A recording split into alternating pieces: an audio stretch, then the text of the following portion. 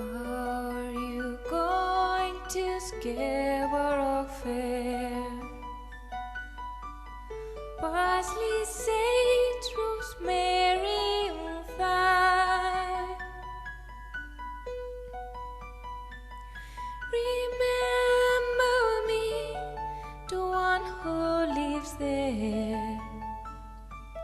She once was a true love of mine. Tell her to make me a cambric shirt. Parsley, sage, rosemary, and thyme. We found no sins, nor need a war. Then you'll be a true love of mine.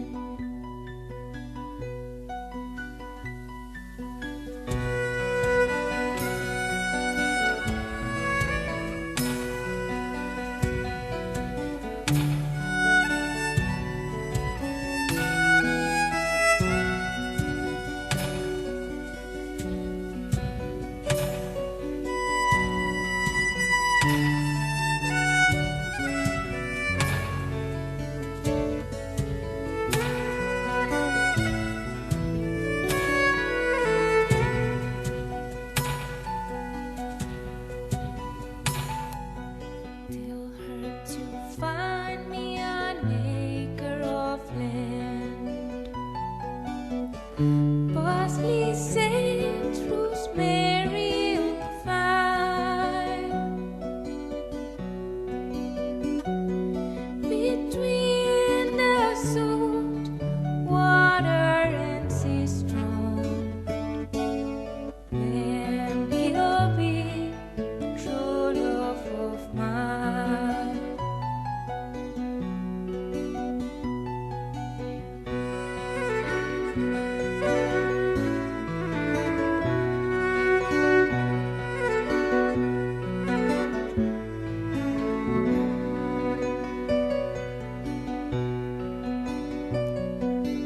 Tell her to reap it with a sickle of leather.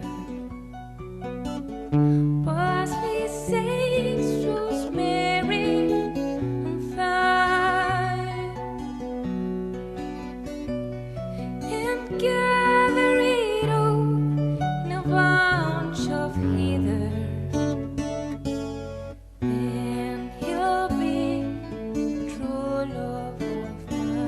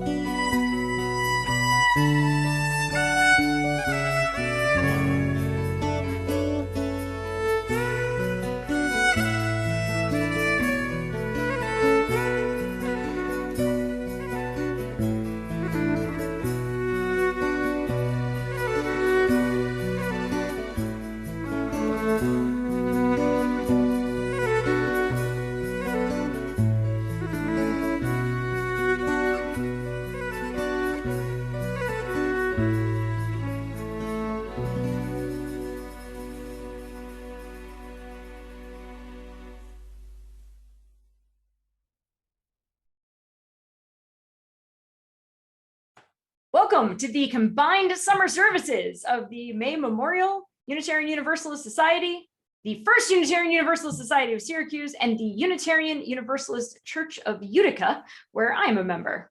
My name is Melissa Barlett, and I am UU Utica's Finance Chair, Choir Director, and a member of the Worship Committee. I will use the words for welcome that we use each Sunday at UU Utica. Whether you are visiting for the first time or have been a member for many years, you are welcome here. Whatever faiths you have known, if any, you are welcome here. Whoever you are and whomever you love, you are welcome here. We're invited to bring our whole selves to this worship service, our doubts as well as our convictions, the pain and joy we have known, our longing for connection and understanding. Every part of you is welcome here. Let us open our hearts and minds to the experience of community and the wisdom of love. So this morning's service might be a little bit different from other things that you have experienced. From our sixth source, the spiritual teachings of earth-centered traditions, which celebrate the sacred circle of life and instruct us to live in harmony with the rhythms of nature, we'll be including elements of ritual and circle casting used by pagan traditions and neo-pagans of today. So if we were in person somewhere together, we would all be sitting in a large circle with an altar in the center. The Lughnasadh altar is often decorated with the crops of the season, including wheat, tomatoes, berries, and squashes. I'll actually add my accoutrements to mine. The altar often includes also candles and symbols of both pagan traditions involved and objects relating to parts of the ritual. So first, the first thing we do is we clear the space for our circle, both mentally and physically. In person, someone would literally sweep the space, pushing the negativity out and bringing in the positive energies. So I want us to take a moment to do the same clearing of our mental space. So breathe in, feeling the energies of the air as it enters your lungs. Breathe out and let go of what weighs on your mind. Breathe in and let positivity fill your body. Breathe out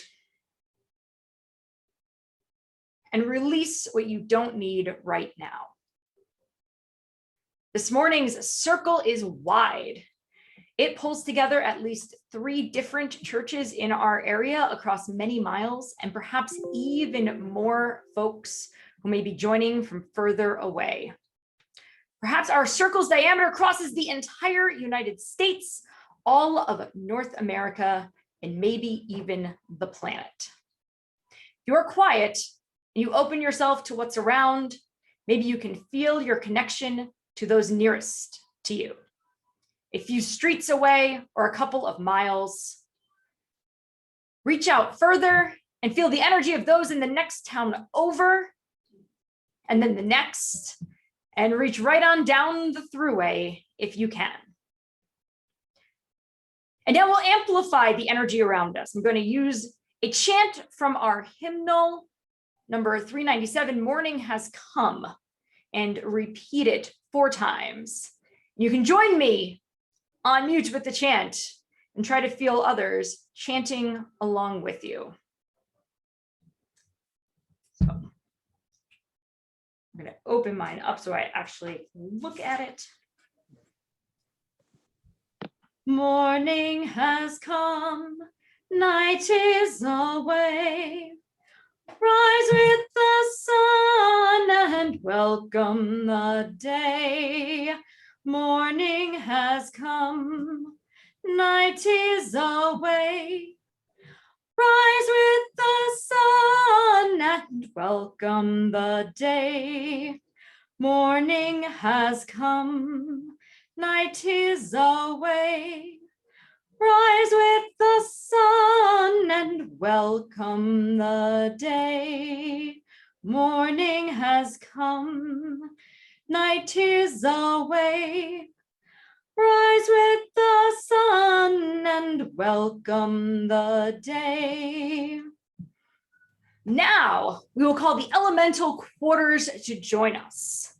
Each quarter will be read by a different voice, asking them to bring their spirit and energy to our circle. And I will grab some of our voices and put them up here along with me and the altar so that we can see them.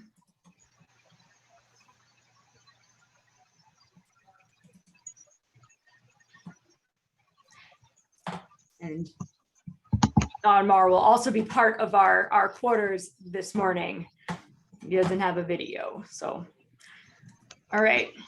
When each invocation is over, please join me, generally on mute unless you're one of my people, in the response of hail and welcome.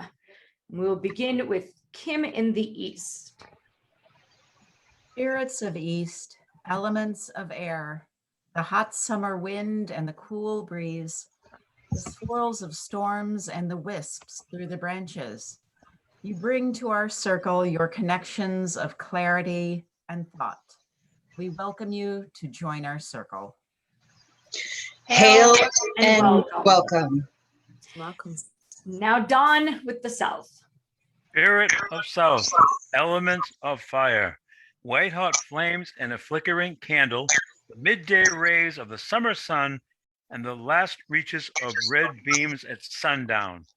You bring to our circle the heat of passion and the drive to accomplish.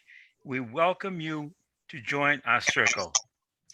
Hail. Hail and welcome. And now Diane with the west. Spirits of west, elements of water, the crashing waves and the babbling brook, a torrent of rainfall and a light mist. You bring to our circle a cleansing and nurturing force. We welcome you to join our circle. Hail and welcome. And Branwen with the north. Spirits of north, elements of earth, the deep sinking mud and the dusting of beach sand, the dark forests and the green meadows. You bring to our circle a grounding and a place to rest. We welcome you to join our circle. Hail. Hail and welcome. And finally, I will light our chalice, symbol of our faith and our community, and a connection to UUs around the world.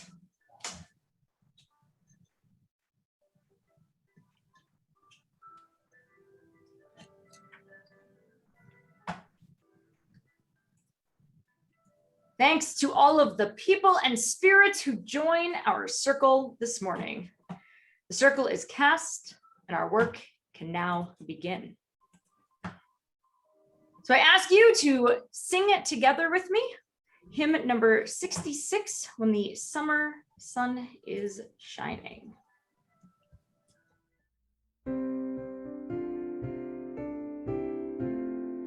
When the summer sun is shining over golden land and sea, and the flowers in the hedgerow welcome butterfly and bee, then my open heart is glowing, full of warmth for everyone, and I feel an inner beauty which reflects the summer sun. When the summer clouds of thunder bring the long-awaited rain, and the thirsty soil is moistened and the grass is green again, then I long for summer sunshine, but I know that clouds and tears are a part of life's refreshment, like the rainbow's hopes and fears. In the cool of summer evening, when the dancing insects play, and in garden, street and meadow linger echoes of the day, then my heart is full of yearning, hopes and memories flood the whole of my being, reaching inward to the corners of my soul. And now we will have a story for all ages.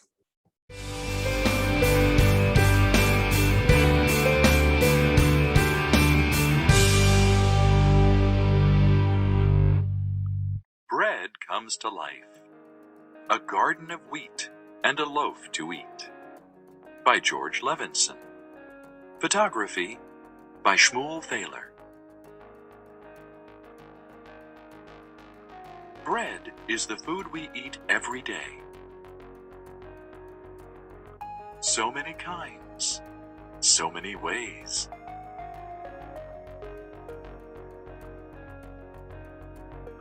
White bread, black bread, small bread, tall bread, thin bread, twin bread, dinner rolls, bread with holes, hard, day-old tough bread, soft, squishy fluff bread,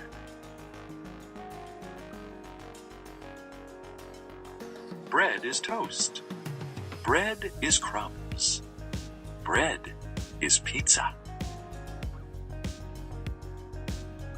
bread is buns.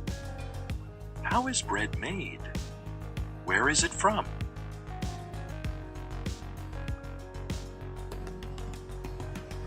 This baker makes his bread from scratch by sowing wheat in his backyard patch. Soon those seeds send down roots and sprout into shoots of bright green grass.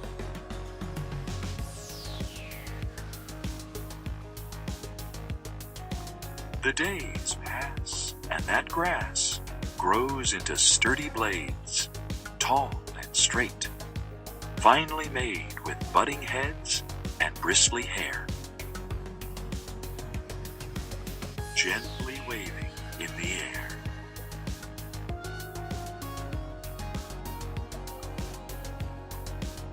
When the crop is ripe and old, the tops are bowed and streaked with gold.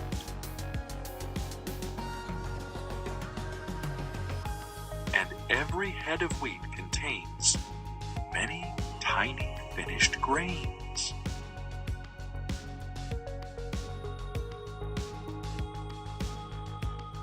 Time to cut the golden field, gather up the backyard yield. Stack up piles of sun-dried stalks. Rub them in a threshing box. It's the simple, old-time miller's craft of separating wheat from chaff.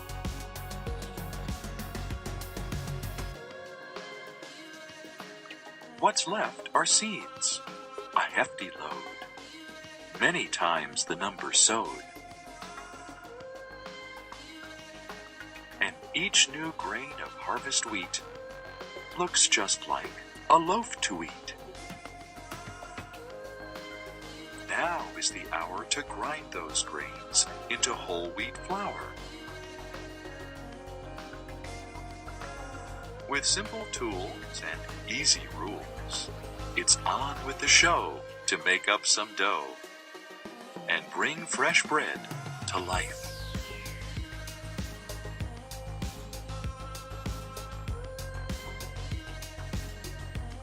Yeast, honey, water, flour.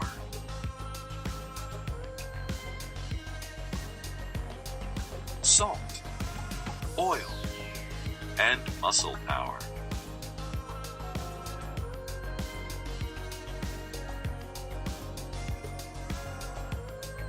Dump it, thump it, dust it, knead it, squash it, stretch it,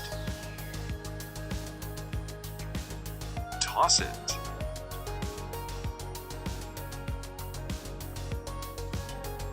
Set it aside to rest and rise. It grows and grows to twice the size.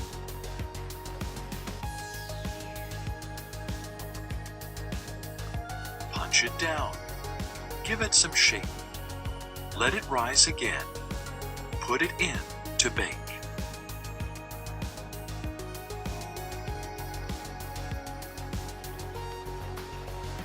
Slice it fresh.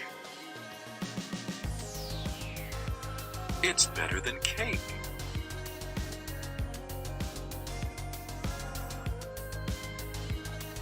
whatever the shape it finally takes, wherever the place it finally bakes. Every day we are blessed with a mountain of bread. It's the staff of life. May all be fed. So today, we're talking about Lughnasadh. So sun cycles. Sun cycles tend to be fairly obvious and easy to follow. So many people are familiar with the celebrations that have occurred in numerous cultures around the world, associated with the equinoxes, the equal periods of light and dark, and with the solstices, the longest and shortest days of the year. However, many ancient cultures also celebrated in between holidays, and some of these have remained a little bit lesser known and understood. So these include Samhain on October 31st, Candlemas on February 2nd, or Imbolc, Beltane on May 1st, and probably the absolute least known and remembered of the in-between days, which is today, Lughnasadh or Lammas. So celebrated typically on August 1st. So as with most older traditional festivals, it is hard to know exactly what the ancient cultures did during those times and what days were actually celebrated.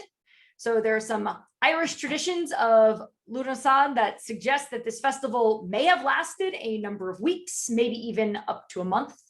It may have started earlier in July or run later in August. So we're pretty much kind of guessing on the dates, but this is close enough. And most of these earliest cultures were not using the same calendar we use today, so nailing it down is always tough. However, some aspects of this holiday seem to have some very consistent threads.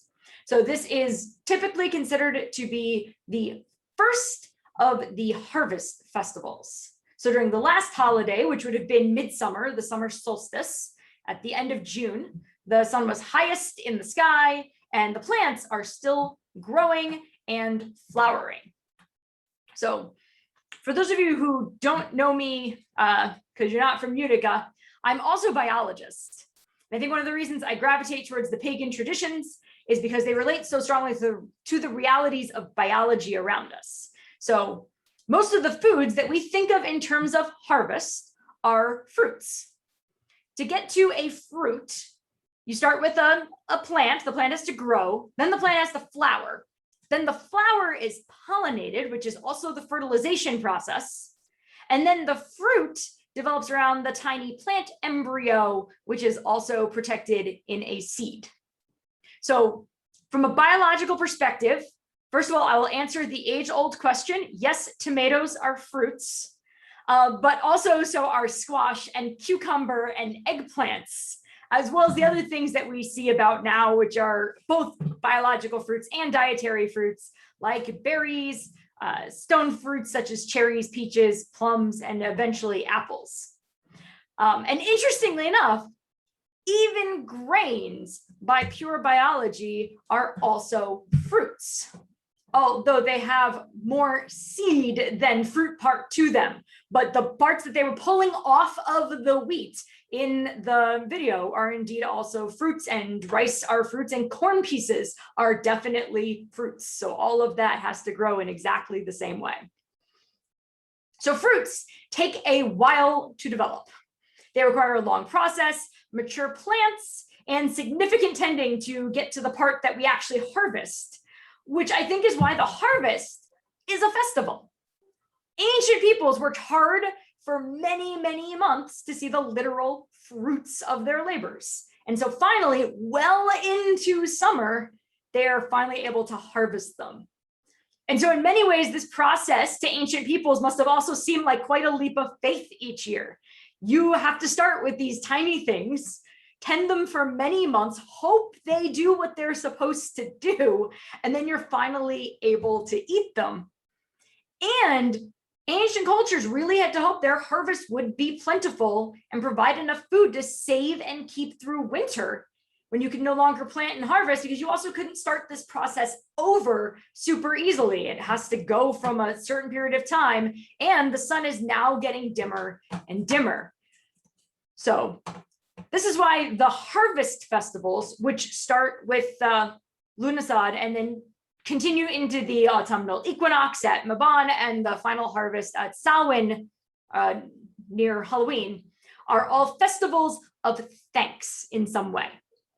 So since Lughnasadh is the first, it is both thankfulness that the harvest has arrived and we no longer need to rely on last year's stored food, and then also petitioning the gods and goddesses and spirits of the land to continue to provide through the next 2 harvests, so we will have enough to get through the next winter.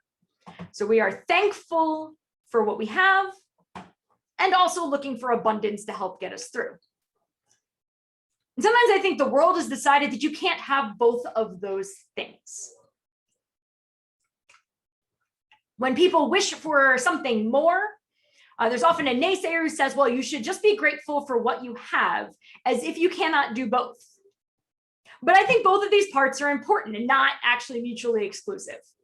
I can be thankful for what is around me already, and the small things I enjoy, or even the big things that get me through life.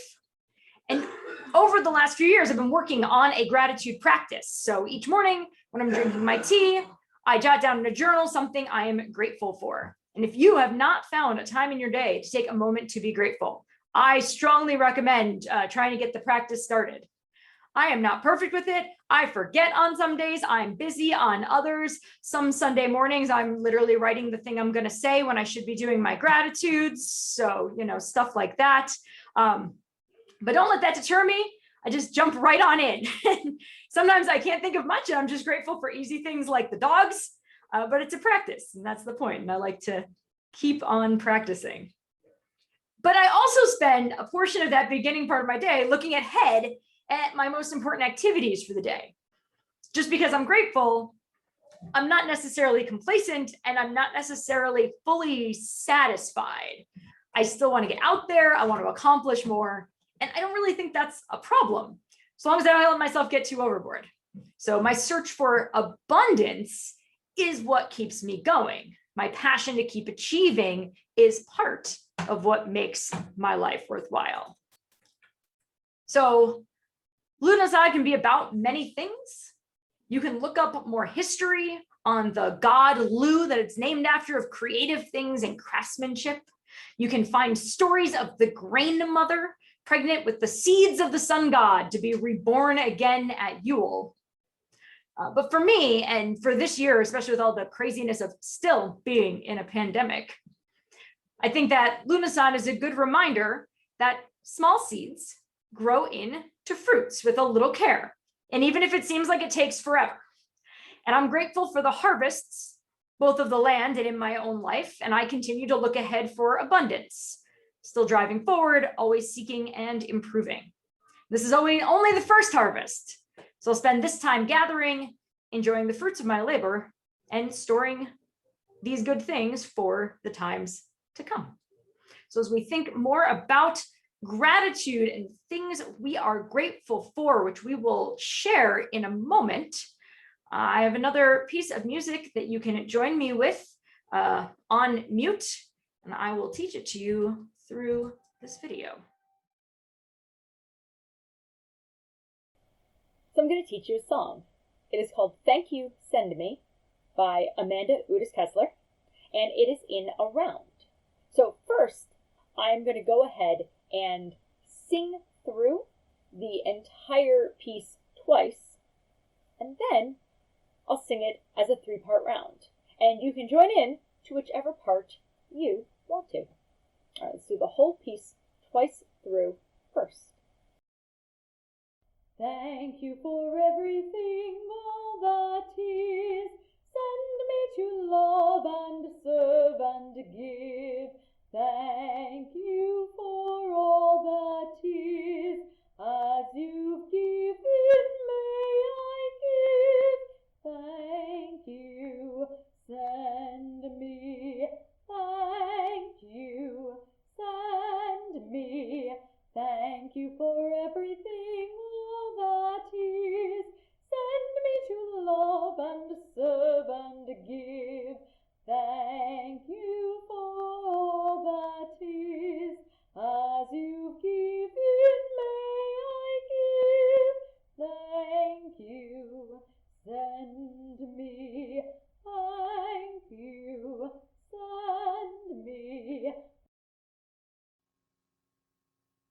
Now, we can do it all together as a round.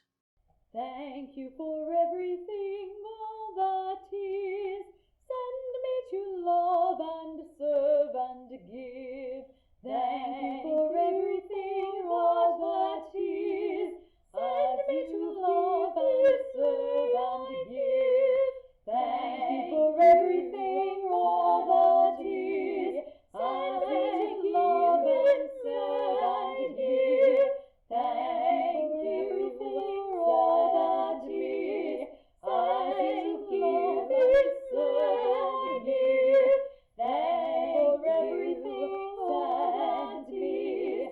Thank you for serve and give.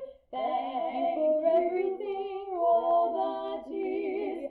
Thank you for serve and give. Thank you for everything, all that is. Thank you for serve and give. Thank you for everything, send me. Thank you for serve and give. Thank you for everything, all that is. Thank you for love and serve and give. Thank you for all that is. As you've given, I give. Thank you, send me.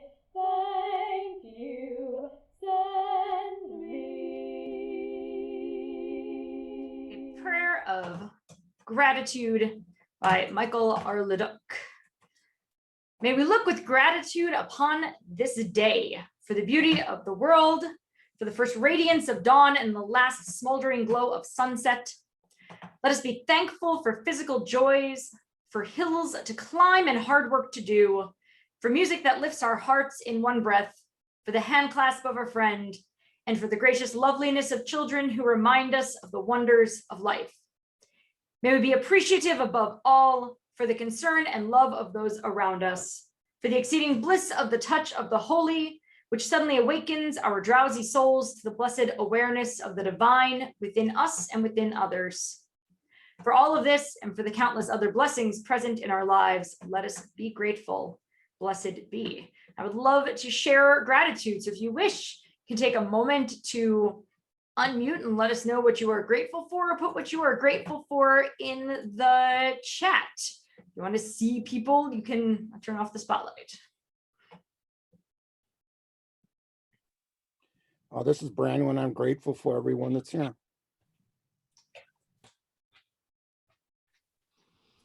This is Peggy. I'm grateful to have my family from Rhode Island visiting. Hi, this is Jackie, and I'm thankful that my son, who lives in Washington, Seattle, outside of Seattle, finally got his first COVID vaccine.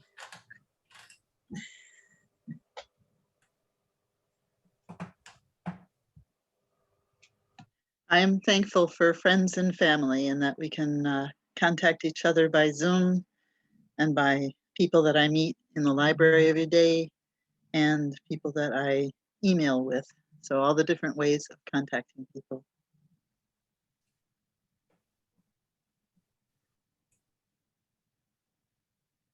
I'm grateful for this ritual. Thank you.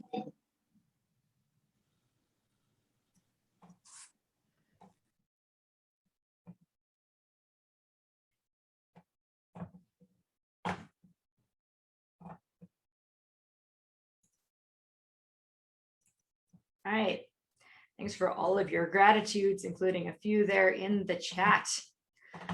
So now I invite you to join me in a ritual of abundance. So when we gather this Lughnasadh to give thanks for the harvest that feeds and sustains us. So you're invited to join me in a ritual of abundance to help bring all that you need to you throughout the remainder of the harvest so that we'll be prepared for winter.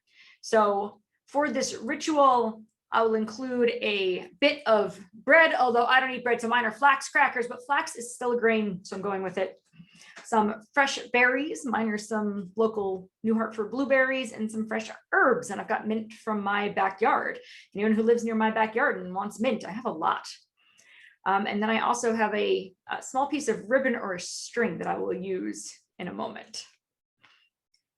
So, as we ready ourselves for the ritual, we take a deep breath, inhaling the scents of the season, the emerging fruits, the bright herbs, and the growing grasses.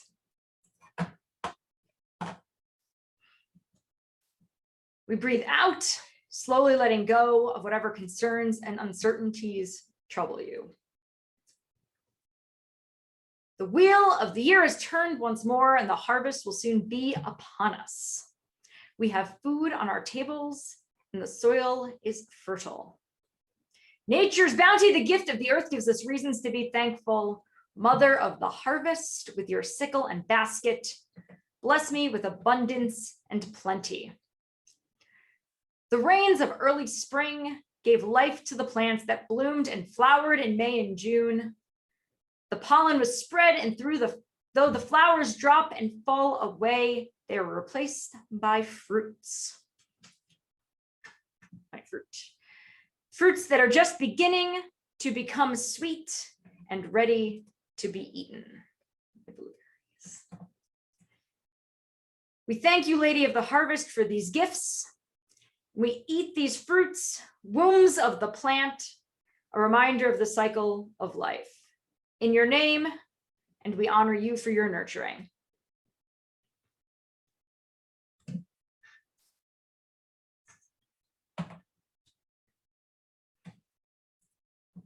Months ago, we planted seeds, and through the summer watched them grow. We've tended the fields in our lives and are now blessed with abundance.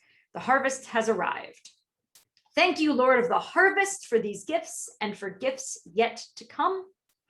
We eat this bread or cracker, grain transformed by fire in your name, and honor you for your sacrifice.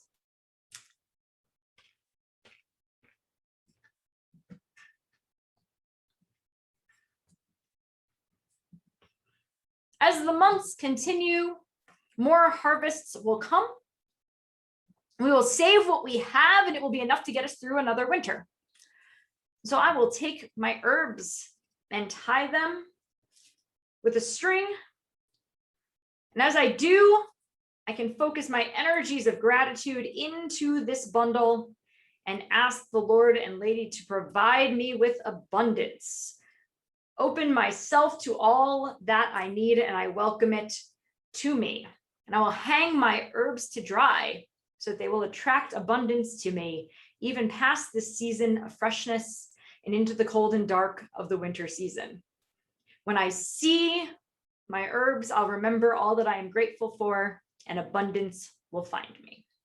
Put them back on my altar for now.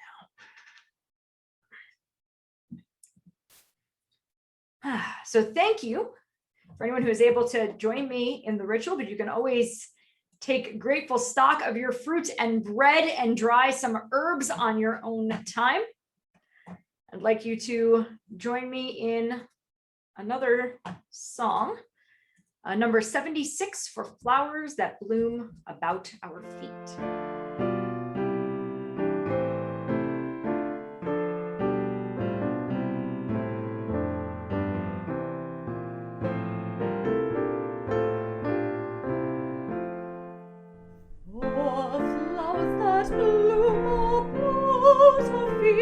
For tender grass so fresh and sweet, for song of bird and hum of bee, for all things fair we hear or see. Giver of all, we thank thee. For blue of stream and blue of sky, for pleasant shade of branches high, fragrant air and cooling breeze, for beauty of the blooming trees. Giver of all, we thank thee.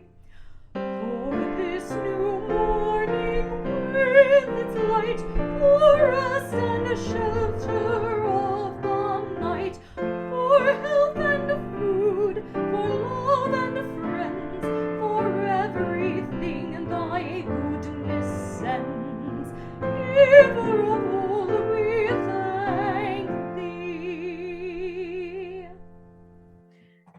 So now I will re-spotlight our quarter folks, and we shall release our quarters and open the circle in the reverse order that we welcomed them. So let me add all of our spotlights.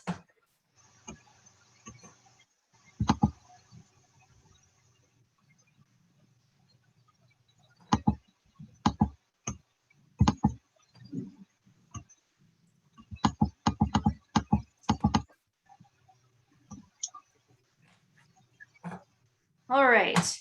In this time, after each element is released, can join me in the response of hail and farewell. And this time, Branwen will begin with the north. Spirits of north, elements of earth, we thank you for visiting our circle, and we will remember you each time we sink our feet deep into the ground. Leave us with stability and grounding. You are free to journey where you will. Hail. Hail and farewell. Now Diane with the west. Spirits of west, elements of water, we thank you for visiting our circle and will remember you each time we feel the cool rain upon our heads. Leave us with cleanliness and a sense of being held and protected. You are free to journey where you will. Hail. Hail and farewell. Dawn with the south.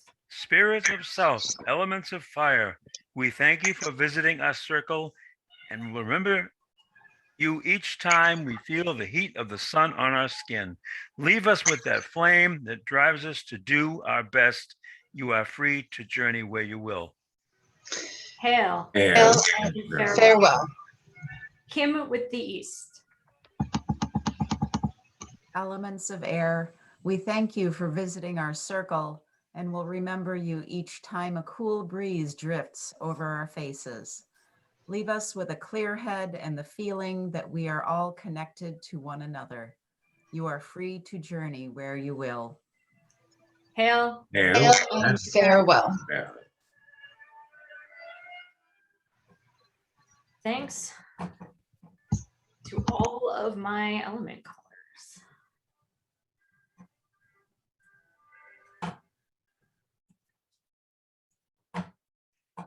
So breathe in once more, remembering all of those we welcomed into our space at the beginning. And then breathe out and feel all of those connections loosen and thin out. We never fully lose the connections, but we are no longer bound so tightly. You can pull yourself out of the circle as the circle fades. And our work of ritual is concluded and our circle is broken. However, the work of our service and our churches is never ending and continues to be funded by your resources, great and small. So please enjoy some music for an offertory and consider donating to the congregation that you are associated with. All of our links will find their way into the chat.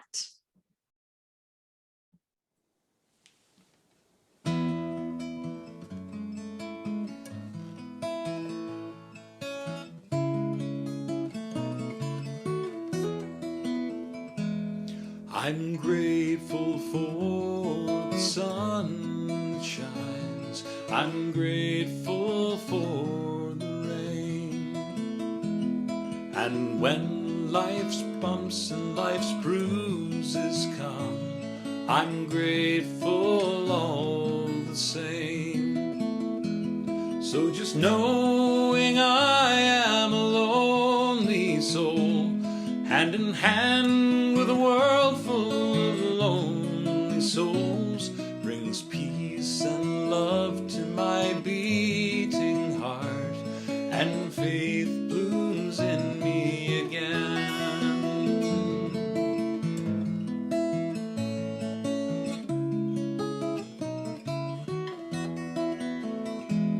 I'm grateful for music that I may hear.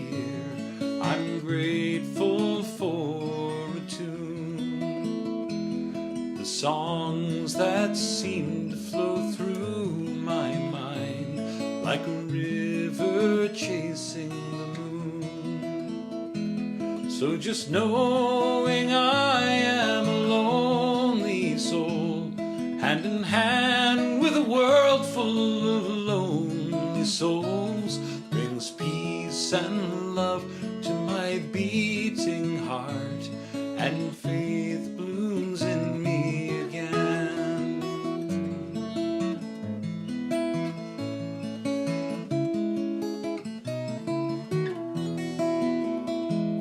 I'm grateful for a smiling face. I'm grateful to see you today. I'm grateful for nature around us all, and for feeling each joy and each pain. Somehow knowing we are all lonely souls, hand in hand with every lonely soul, brings peace and love to each beating heart, and faith blooms in us again. And what is this faith that I'm speaking of? It isn't in some old bearded man up above. It's music and poetry, beauty and love in all of us everywhere. It's music and poetry, beauty and love in all of us everywhere.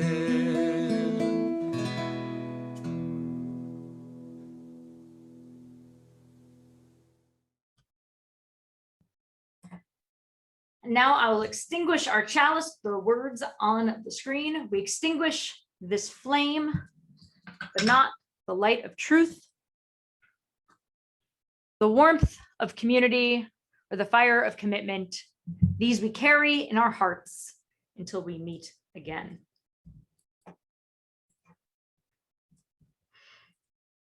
Our benediction is by Charles A. Howe.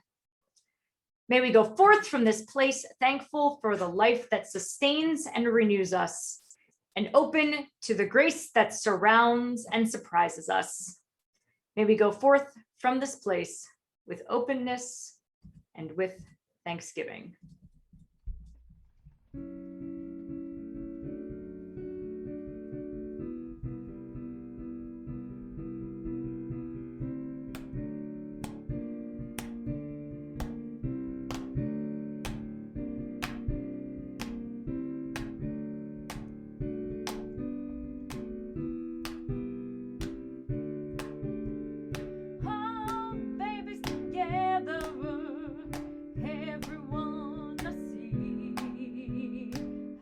Of us are satisfied, half of us in need, and love's bountiful in us, tarnished by our greed. Oh, when will there be a harvest for the world? Yeah, yeah, yeah, yeah.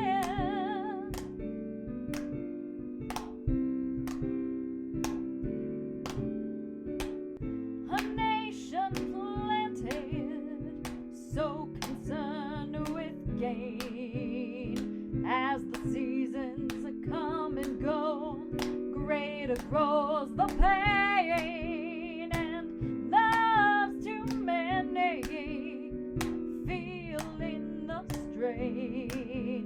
Oh, when will there be a harvest for the world? Yeah, yeah, yeah.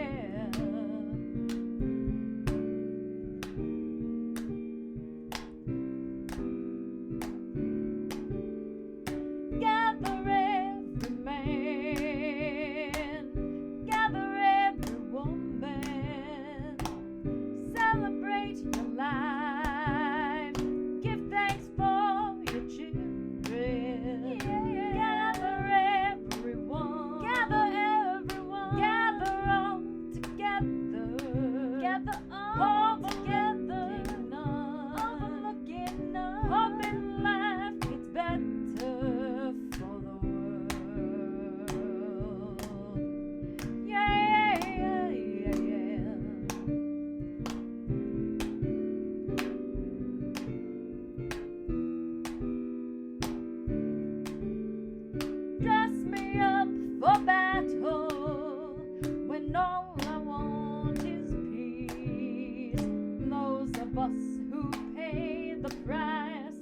come home with the